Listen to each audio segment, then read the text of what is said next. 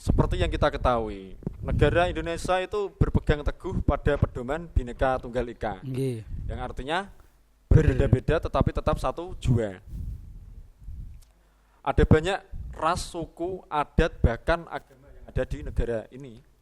Jadi ada beberapa tokoh ulama itu yang berperan penting dalam memerdekakan bangsa Indonesia.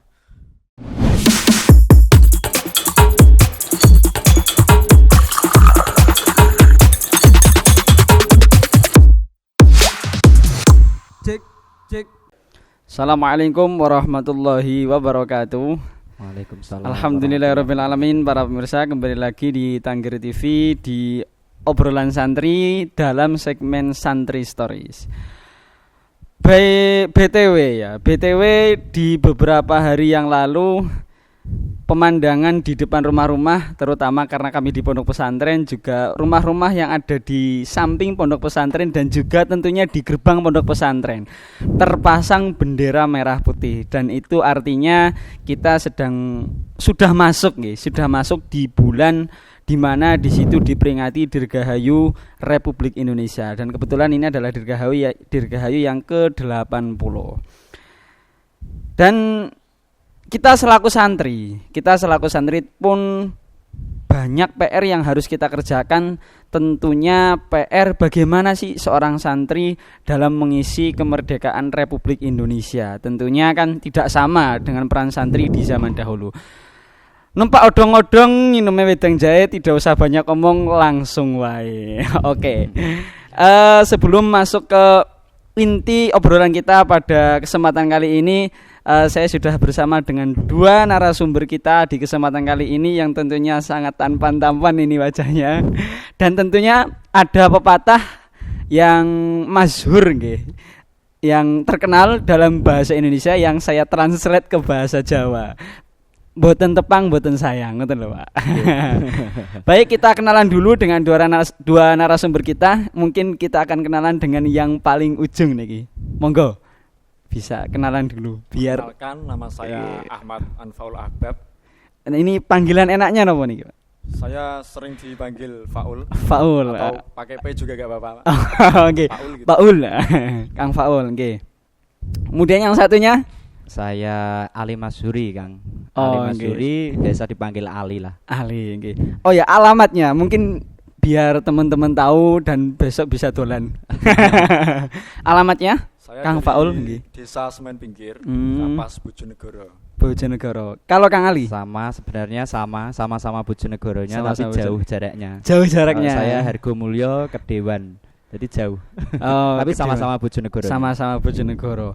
Oh nggih, ngeten. Ini enak Kang Faul sama Kang Ali ngeten nggih. Nggih. Ini beberapa hari yang lalu kita kan banyak pemandangan di sekeliling kita, bendera merah putih sudah terpasang di depan rumah, masyarakat sekitar, kemudian terutama di gerbang pondok pesantren Tanggir sudah terpasang. Dan itu artinya kan kita sudah masuk di bulan Agustus, yaitu bulan di mana di situ diperingati kemerdekaan Republik Indonesia, dan kebetulan tahun ini adalah yang ke-80. Ini ngeten Kang Faul sama Kang Ali. Kita kan ranahnya santri. Kita santri tentu kan harus tahu gimana sih kita mengisi kemerdekaan, cara kita untuk mengisi kemerdekaan Republik Indonesia. Dan di sini ada beberapa tulisan, nanti mungkin bisa dijelaskan. Yang pertama di sini ngeten Kang Faul sama Kang Ali. Di sebelum Indonesia merdeka kan sudah banyak pesantren-pesantren udah berdiri tuh, nggih Kang nggih. Banyak pesantren udah berdiri, tentunya di situ udah ada santri, ada para kiai. Nah, tentu kan ketika proses menjelang kemerdekaan kan beliau-beliau dan para santri dulu ikut berperan. Nah, mungkin bisa dijelaskan Kang Faul atau Kang Ali ini peran santri atau pesantren dalam memperjuangkan kemerdekaan. Terima kasih. Nggih. Ya. Boleh saya bicara ya? Boleh, sudah dipersilakan. Boleh, sangat Jadi, boleh. memang betul sekali disinggung tadi, dulu memang banyak pesantren dan santri ini andil besar dalam proses kemerdekaan Republik Indonesia. Jadi santri dulu itu semangat ya dalam membela tanah air, semangat jihad, semangat nasionalis dengan doktrin-doktrin yang diajarkan oleh para guru dan kiai mereka. Itu sangat luar biasa. Itu santrinya ya. Dan pesantren itu tidak hanya menjadi wadah atau tempat pendidikan agama saja, tapi pesantren ini juga menjadi pusat atau tempat perlawanan, titik kumpul untuk merencanakan perlawanan melawan penjajah atau kolonial. Berarti enggak buat ngaji tok ngoten gitu lho nggih. Jadi pada masa itu karena masanya adalah peperangan, maka ngaji juga disambi dengan merencanakan peperangan. Merencana, masyaallah. Jadi menjadi markas juga. Kalau kita kan dulu tahu toh, sekolah itu masih jarang. Yang ada apa? Ya surau-surau untuk tempat yang ngaji dan juga apa? Pesantren-pesantren yang diajarkan oleh kiai. Banyak ya. Jadi peran santri dan pesantren, satu tadi sebagai tempat merencanakan perlawanan penjajah. Jadi tadi sebagai pusat tempat untuk perlawanan. Merencanakan perlawanan melawan penjajah. Kemudian untuk memberikan semangat kepada para pejuang ini dikumpulkan. Jadi mereka itu santri-santri dari berbagai wilayah dikumpulkan di pesantren, kemudian diberi semangat oleh para guru-guru, para kiai. Ayo kita usir mereka yang memang tidak hak mereka bertempat di sini. Jadi mengobarkan semangat untuk membela tanah air. Dan juga pesantren ini sebagai penggerak mobilisasi, pergerakan perjuangan juga. Jadi perintah jadi dikomandoi oleh kiainya. Jadi kiai meminta santri, nanti kita rencanakan misi ke sini, kita serang dari sini. Nah, itu kiai yang memerintah. Kan enak. Santri dan kiai itu kan enak toh. Kiai berkata apa, santri langsung sendiko. Sendiko langsung jalan. Santri kan kalau diperintah kiai itu kan tanpa tanya, tanpa ragu, sam'an wa ta'atan, langsung laksanakan apa yang dilaksanakan, apa yang diperintahkan oleh kiai. Itu kan santri. Karena santri kan percaya loh, di balik dawuh kiai kan pasti ada hikmah tersembunyi. Ada hikmah yang tersembunyi. Jadi memang luar biasa dulu, berarti selain menjadi tempat ngaji, pesantren itu menjadi tempat markas untuk perencanaan strategi dalam memperjuangkan kemerdekaan tadi. Betul sekali. Luar biasa, Mas. Dulu kan ada ya rencana bertepatan pada 22 Oktober 1945 atau yang kita kenal sekarang dengan Hari Santri itu yang diresmikan Presiden Joko Widodo dulu itu. Itu beliau Hadratus Syekh Kiai Haji Hasyim Asy'ari itu mencetuskan resolusi jihad. Jadi memberikan komando kepada para santri untuk berjihad melawan kolonial. Nah, santri-santri siap untuk melawan penjajah. Kemudian itu pada tanggal 22 Oktober ya. Kemudian pergerakan perjuangan ini memuncak pada 10 November 1945 yang kita kenal dengan Hari Pahlawan itu tadi. Jadi pemicu perjuangan ini diawali dari resolusi jihad yang bertepatan pada 22 Oktober 1945. Jadi santri ini sebagai pemicu perjuangan loh, luar biasa dulu. Jadi andil besar dalam perjuangan kemerdekaan bangsa Indonesia. Seperti itu. Jadi luar biasa nggih. Kalau memang kita sekarang nggak ngangkat pedang, nggak ngangkat bedil, nggak ngangkat tembakan, ngangkatnya pulpen ini aja, masya Allah beratnya minta ampun, ngangkat pulpen ini. Tadi sudah disampaikan peran santri dan juga pesantren dalam memperjuangkan kemerdekaan Republik Indonesia. Nah, tadi kaitannya sama santri dan pesantren, tentu kan ada tokoh di situ. Ada tokoh, ada santri. Nah, mungkin bisa disebutkan beberapa ulama atau beberapa tokoh yang ikut serta dalam memperjuangkan kemerdekaan Republik Indonesia. Seperti yang kita ketahui, negara Indonesia itu berpegang teguh pada pedoman Bhinneka Tunggal Ika, yang artinya berbeda-beda tetapi tetap satu jua. Ada banyak ras, suku, adat, bahkan agama yang ada di negara ini. Jadi ada beberapa tokoh ulama itu yang berperan penting dalam memerdekakan bangsa Indonesia. Seperti halnya yang pertama itu Kiai Haji Hasyim Asy'ari. Beliau merupakan pendiri dari Jam'iyah Nahdlatul Ulama. Beliau juga merupakan pencetus dari resolusi jihad yang tadi sudah dijelaskan oleh Pak Ali Masuri itu. dalam membakar semangat para pahlawan untuk mengusir para penjajah. Ada juga dari Kiai Haji Ahmad Dahlan. Beliau merupakan pendiri dari Muhammadiyah. Beliau lebih berfokus kepada gerakan pendidikan dan pembaharuan gerakan Islam. Jadi di antara dua organisasi tersebut itu merupakan salah satu organisasi terbesar yang ada di Indonesia. Yang tidak dapat dipisahkan. Intinya ada NU, ada Muhammadiyah. Gitu. Masya Allah. Tahun-tahun terdahulu. Selanjutnya ada ulama dari luar Jawa. Enggak Jawa saja. Beliau bernama Tuanku Imam Bonjol. Tuanku Imam Bonjol niku ulama dari Sumatera Barat. Niku pemimpin untuk mengusir para penjajah di masa penjajah Belanda itu. Bahkan di sini juga ada ulama perempuan. Bahkan. Niku perempuan. Beliau dari Aceh dengan nama Tengku Fakinah. Beliau merupakan pendidik sekaligus panglima perang dalam masa kemerdekaan Indonesia. Mengingat tokoh-tokoh pahlawan tersebut, saya kembali teringat oleh sabda Nabi dengan bunyi, Man ra'a minkum mungkaron falyughayyirhu biyadihi. Ketika kamu melihat kemungkaran, maka singkirkanlah dengan tangan. Tangan pertama. Fa illam yastati fa bilisani. Ketika kamu tidak bisa menyingkirkannya, maka kamu harus menyingkirkannya dengan tangan, menyingkirkannya dengan lisan. Ketika kamu tidak bisa menyingkirkannya dengan tangan, maka kamu harus menyingkirkannya dengan lisan. Fa illam yastati fa biqalbi. Wa dzalika ad'aful iman. Ketika kamu tidak mampu menyingkirkan dengan kedua-duanya, maka kamu harus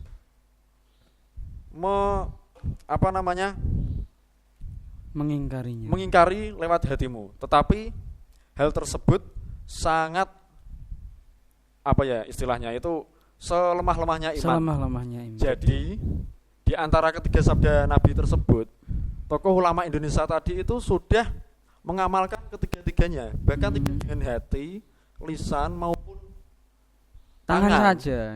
Bahkan beliau itu mempertaruhkan nyawanya untuk memerdekakan bangsa ini. Oh, tadi sudah sama Kang Faul dijelaskan bahwa banyak ulama-ulama, bukan hanya diantaranya kan diantara pahlawan-pahlawan nasional kan diantaranya adalah ulama, dan ulama pun tidak hanya dari Jawa saja, entah itu nanti dari Pulau Sumatera, Kalimantan, dari semua pulau itu juga ikut serta dalam memperjuangkan kemerdekaan Republik Indonesia. Di antaranya tadi disebutkan dua tokoh jamiah besar, yaitu Mbah Yai Hasyim Asy'ari dan juga Ki Haji Ahmad Dahlan. Sedikit tadi kita ulas bersama teman-teman mengenai sejarah.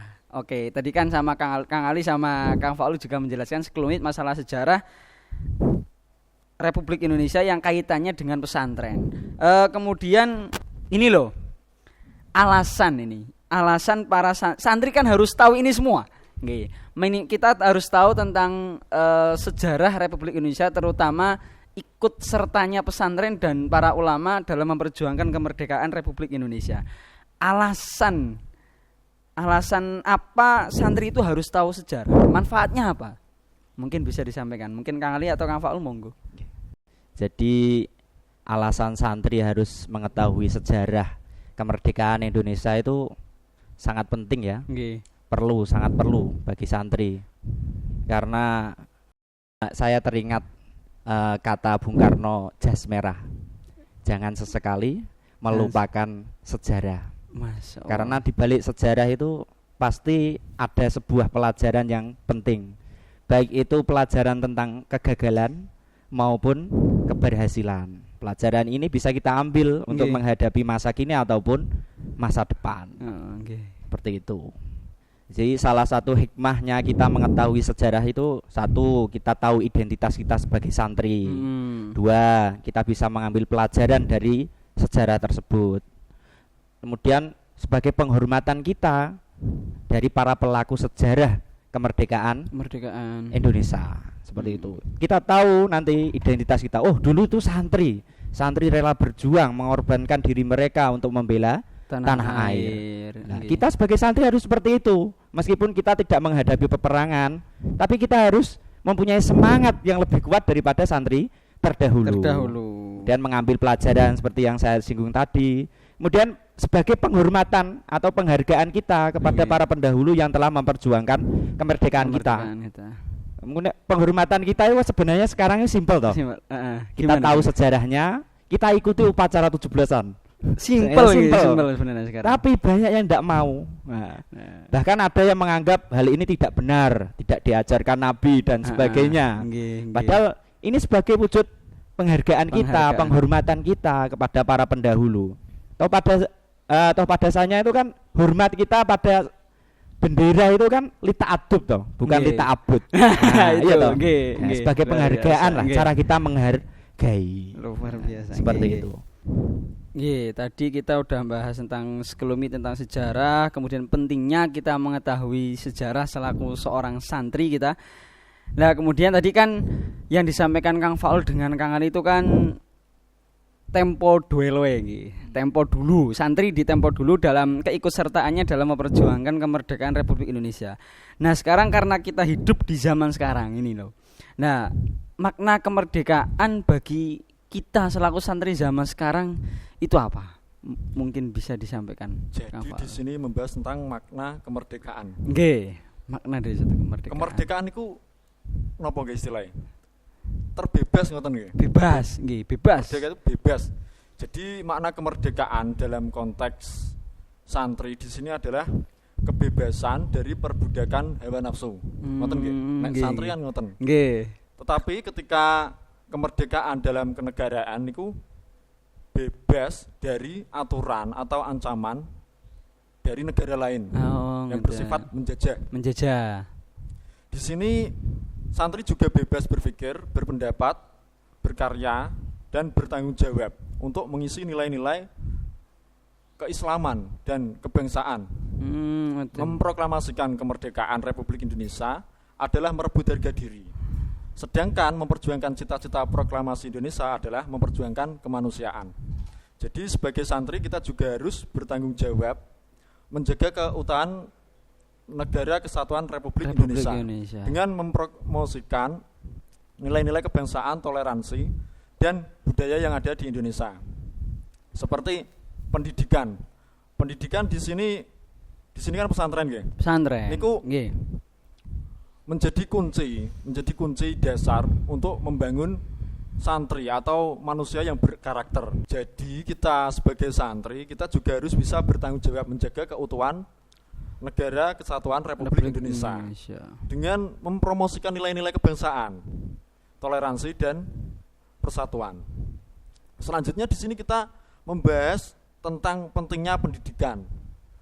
Pentingnya pendidikan dalam makna kemerdekaan itu termasuk pendidikan yang ada di dalam pesantren ini.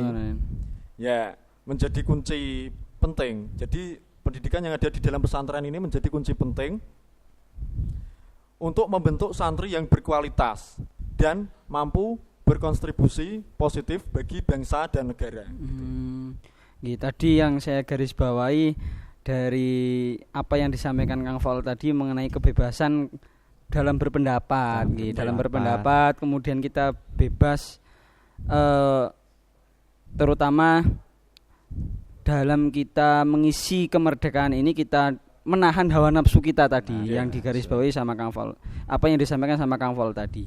Oke, kita makna kemerdekaan bagi santri zaman sekarang sudah disampaikan sama Kang Faul. Nah ini tentu zaman semakin ini kan semakin kesini akan semakin maju. Terutama perkembangan zaman ini kan luar biasa iptek ilmu pengetahuan dan teknologi. Itu kan semakin kesini HP, gadget semakin canggih teknologinya. Nah, kita selaku santri kan ya dituntut untuk mengikuti perkembangan zaman, kan gitu. Nah, menurut Kang Faul atau Kang Ali, tantangan besar seorang santri untuk mengisi kemerdekaan itu apa? Baik, tadi makna kemerdekaan bagi santri zaman sekarang itu kan sudah disampaikan sama Kang Faul. Ini di poin yang kelima saya tuliskan di sini mengenai tantangan besar santri untuk mengisi kemerdekaan. Tantangan itu kan sesuatu yang pahit. Nah, sebelum kita membahas sesuatu yang pahit, kita rasakan dulu monggo sesuatu yang pahitnya. Monggo. Nggih, terima kasih. Terima kasih. Kopinya. Bismillahirrahmanirrahim.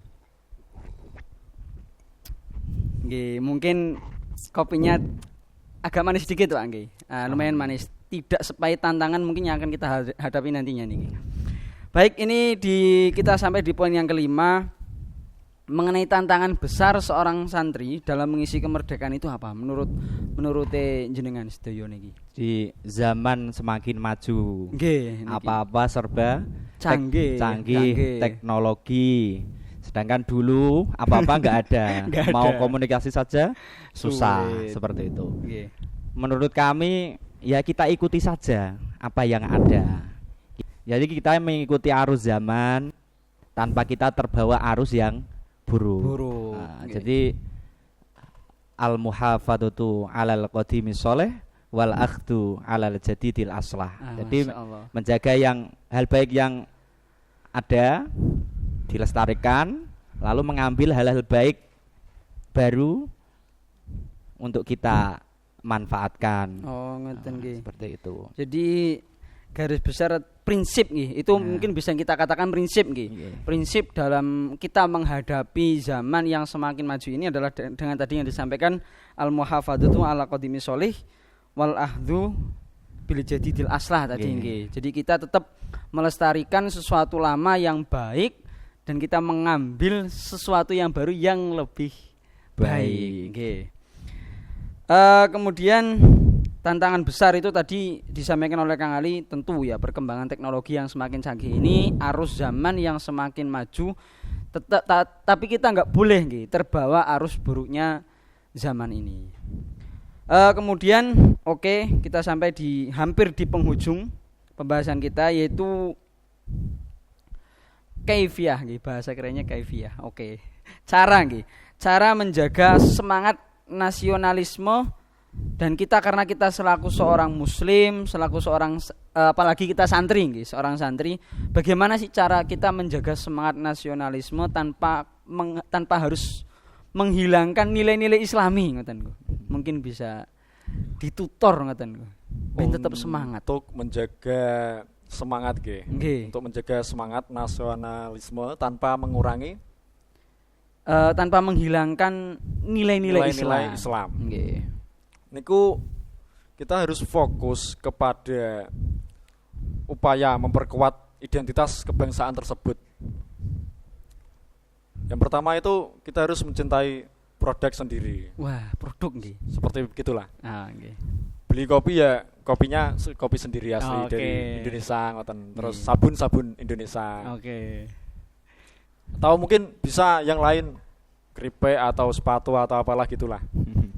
Yang kedua itu melestarikan budaya, mempelajari dan menghargai budaya daerah masing-masing. Jadi kita itu harus menghargai budaya dari daerah tersebut. Jadi kita tidak boleh saling menjelek-jelekan di daerah lain. Suku. Misal kita harus genku sing paling apik dhewe, niku mboten asal. Yang ketiga itu menjaga persatuan, kesatuan, menghormati perbedaan suku, agama, ras yang ada di Indonesia. Ya, yang ketiga ini saya teringat oleh kisahnya niku nggih sinten? Abu Dzar Al-Ghifari niku, sahabat Kanjeng Nabi. Dulu itu Abu Dzar Al-Ghifari itu pernah saling mengolok-olok dengan sahabat siapa itu namanya? Bilal bin Rabah. Niku setiap hari itu intinya olok-olokan tapi fair gitu. Fair. Ya, di situ ada suatu kejadian di mana Bilal bin Rabah itu tidak terima dengan olok-olokan dari Abu Dzar Al-Ghifari tersebut. Jadi maaf ketika itu nggih ngapunten bosone niku Abu Dzar niku ngomong ngeten. Sampeyan lo item ngoten. Item ngoten. Tengene Bilal bin Rabah. Nggih. Nah, setelah kejadian itu Bilal bin Rabah pun melapor kepada Kanjeng Rasul, Kanjeng Nabi Muhammad niku. Setelah melapor, Nabi Muhammad pun memanggil Abu Dzar atas perlakuannya tersebut kepada Bilal bin Rabah. Setelah dipanggil, Kanjeng Nabi itu memperingatkan kepada Abu Dzar Al-Ghifari bahwa kesombonganmu itu masih termasuk dari sifat kaum jahiliyah. Setelah mendengar dawuh, mendengar peringatan dari Nabi Muhammad tersebut, Abu Dzar Al-Ghifari itu langsung menundukkan seluruh badannya di hadapan Kanjeng Rasul dan Bilal bin Rabah tadi. Seketika Abu Dzar Al-Ghifari itu berkata, Bilal bin Rabah, jenengan saduk mawon pipi kula ngoten. Istilahnya ngoten romone. Atas apa yang sudah saya perlakukan tersebut kepada sampai sebegitunya. Jadi Abu Dzar Al-Ghifari itu memohon maaf kepada Bilal untuk menginjakkan kakinya ke muka Abu Dzar Al-Ghifari tadi, untuk menebus dari kesalahan Abu Dzar kepada Bilal bin Rabah tersebut. Jadi di sini saya bisa mengambil kesimpulan bahwa kita harus menjaga kesatuan NKRI, Negara Kesatuan Republik Indonesia, untuk menjaga tidak boleh rasis intinya itu. Antara ras, suku, bahasa maupun agama. Semuanya itu kita harus bertoleransi. Jadi kita harus menjaga keutuhan negara tersebut. Rahmatan lil alamin. Gitu. Selanjutnya yang keempat itu aktif dalam pendidikan. Dan kita itu di pesantren kan harusnya kita lebih bisa istilahnya mempelajari sejarah dari ulama-ulama terdahulu. Misal kita itu santri, kita harus mengetahui sejarah-sejarah pahlawan nasional kita, seperti tadi yang Tengku Fakinah, Tuanku Imam Bonjol, Ki Haji Hasyim Asy'ari, terus Haji Usmar Ismail niku kan mboten patek mireng kan niku. Kan kata sing mboten terkenal ya. Niku harusnya kita sebagai santri itu harus mempelajari dari istilahnya perjuangan pahlawan tersebut. Untuk yang selanjutnya ini, yang kelima kan ya, itu kita sebagai santri itu harus mempromosikan Indonesia menggunakan sosial media. Ya. Titik tekannya itu di sini. Misal kita punya Instagram, WhatsApp atau Facebook itu, kita mengupload postingan atau story yang berisi tentang keindahan alam yang ada di Indonesia, keindahan alam yang ada di Lombok misalkan, Bali, Jawa, seperti di Banjar, Jawa Timur, Jawa Tengah, Jawa Barat dan lain sebagainya. Terus kita harus mempromosikan nilai-nilai budaya yang ada di Indonesia. Seperti Reyog Ponorogo yang ada di Jawa Timur, Tari Kecak Bali. Sonor enggak ya? Kalau sonor itu saya no comment ya. No comment. Takut nanti saya. Oke. Dan untuk selanjutnya itu ikut serta dalam upacara pengibaran bendera. Tadi putih. Yang dan itu sama Kang Ali titik tadi. Fokusnya bukan hanya di hari 17 Agustus. Itu kalau bisa kita harus tiap hari Senin itu. Senin gitu. Kita harus menghargai jasa-jasa para pahlawan yang telah gugur dalam memerdekakan bangsa ini. Luar biasa. Jadi tadi yang saya garis bawahi dari apa yang disampaikan sama Kak Vol tadi, jadi kita selaku santri pun kita harus cinta sama produk dalam negeri kita sendiri, ngoten nggih. Kemudian masalah ras suku tadi cukup menarik, kisah yang disampaikan sama Kang Vol tadi. Jadi Rasulullah pun luar biasa mengajarkan kita untuk menghargai perbedaan suku, ras dan budaya itu harus. Dan tadi yang paling terakhir disampaikan sama Kang Vol tadi, kita harus mampu memanfaatkan media sosial Jadi unggah-unggahannya yang manfaat ngoten lho. Ya apalagi santri unggah-unggahannya enggak manfaat, aduh. Kan parah ngoten nggih. Nah, ini mungkin di penghujung obrolan kita di kesempatan kali ini. Dari sekian banyak tadi yang kita obrolkan, ini di antara jargon yang enggak asing bagi kita itu kan ada istilah jargon hubbul watan minal iman. Nah, itu sebenarnya mungkin bisa di terlisik sekedik ngoten nggih. Masalah hubbul watan minal iman itu memang makalah ulama atau hadis atau apa itu mungkin bisa disampaikan Kang Ali atau Kang Faul, monggo. Hubbul watan minal iman, cinta tanah air sebagian dari iman. Hubbul watan minal iman itu sebenarnya bukan hadis, tapi adalah sebuah makalah atau ungkapan yang populer di karangan para nasionalis. Tapi ungkapan ini sejalan dengan ajaran agama Islam ya. Nabi itu cinta tanah air. Kalau kita cinta tanah air, otomatis kita mencintai siapa saja yang berada dalam tanah air. Nah, berarti cocok lagi dengan ajaran agama kita, mencintai sesama muslim. Seperti itu. Oke. Jadi selaras ngeten. Selaras. Nabi itu cinta tanah air loh. Nabi itu kan kadang hijrah, pergi, ada urusan penting untuk agama ya. Itu kalau pergi dari Madinah ke mana, ke Syria dan lain sebagainya. Masuk nih Syria piring.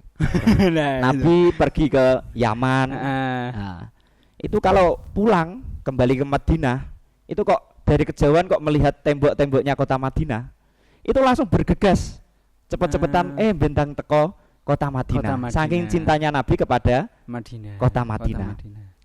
Pun juga Nabi juga mencintai kota kelahirannya Mekah. Ya. Jadi sampai Nabi itu pernah dawuh atau ya bagi min baldatin, sungguh indahnya dirimu sebagai sebuah negeri. Mekah loh, yang dimaksud itu Mekah. Wa ahab bagi ilayya, dan aku sungguh mencintaimu. Jadi Mekah benar-benar dicintai oleh Rasulullah. Nabi. Seperti itu. Walaula anna qaumi akhrajuni minki masakantu ghairok. Kata Nabi seperti itu. Kok seandainya umat saya yang berada di Mekah tidak mengusir saya dari tanahmu ini, saya tidak akan pergi, saya tidak akan pernah meninggalkanmu. Itu dawuh Nabi, saking cintanya Nabi pada Mekah dan Madinah. Seperti itu. Nabi dulu itu kan perjuangannya berat toh. Kalau berdakwah kan berat, sampai diusir tadi dari kota, dari Mekah. Nabi itu kalau berdakwah kan dilempari batu. Sedangkan kita kalau berdakwah disuguhi makanan lezat. Makanan, Masya Allah. Itu tuh Nabi. Sangat bertolak kita hanya dulu. Kita menerima hasilnya saja zaman sekarang. Jadi kita harus mencintai tanah air kita. Cinta tanah air ini sama dengan mencintai agama kita sendiri sebenarnya. Karena hubungan antara agama dengan tanah air atau negara ini sangat kompleks ya. Agama sebagai landasan dan negara ini sebagai wadahnya. Seperti itu. Jadi tak dapat dipisahkan dalam menghadapi tantangan kemerdekaan ya. Tantangan kemerdekaan. Kita kan sudah merdeka ya, sudah enak. Sebenarnya simpel ya. Al muhafadzatu ala qadimis sholih wal akhdu bil jadidil aslah. Itu. Jadi lestarikan hal-hal baik yang sudah ada, kemudian harmonis dengan hal-hal yang cocok, dan juga mengambil hal baik yang bisa kita manfaatkan. Contohlah kita sekarang ada ponsel, ada zamannya sekarang AI ya, macam-macam. Tergantung kita bisa memanfaatkan atau tidak. Nah, tantangan ini kan mengacu pada diri kita toh. Kita itu mampu nggak menghadapi hal ini. Seperti itu. Terima kasih Kang Faul dan Kang Ali Masyuri. Itu tadi obrolan kita semua tentang peran santri dalam mengisi kemerdekaan Republik Indonesia di kesempatan kali ini. Jadi kita udah bahas dari awal tadi peran santri dan pesantren dalam memperjuangkan kemerdekaan, karena memang pesantren itu sudah ada di Nusantara ini bahkan sebelum Indonesia itu merdeka. Tentu kan dalam memerdekakan Republik Indonesia mereka ikut andil. Kemudian tadi sudah disampaikan sama Kang Faul mengenai tokoh-tokoh ulama, dan itu hampir rata di seluruh Nusantara, enggak cuma di Jawa itu ya tadi. Tadi alasan santri cukup menarik untuk mengetahui sejarah perjuangan bangsa. Ada kata-kata dari Pak Soekarno, jas merah tadi, jas merah. Jangan sesekali melupakan sejarah, Masya Allah. Kemudian yang pada intinya pada obrolan kali ini tadi yang saya petik dari Kang Faul dan juga Kang Ali Masyuri, kita harus selaku santri kita harus punya prinsip tadi al-muhafadzatu ala qadimis sholih wal ahdhu bil jadidil aslah. Jadi semua sesuatu yang ada tetap yang baik kita harus lestarikan. Dan tapi kita enggak boleh menutup hati untuk menerima sesuatu yang baru yang lebih baik. Gitu ya, nggih. Baik, itu tadi obrolan kami mengenai tentang kemerdekaan. Terima kasih Kang Ali dan Kang Faul atas kesempatan yang diberikan untuk duduk bersama di sini dan ngopi bersama. Itu tadi, semoga obrolan kita di kesempatan kali bermanfaat. Terima kasih. Wassalamualaikum warahmatullahi wabarakatuh. Waalaikumsalam warahmatullahi wabarakatuh.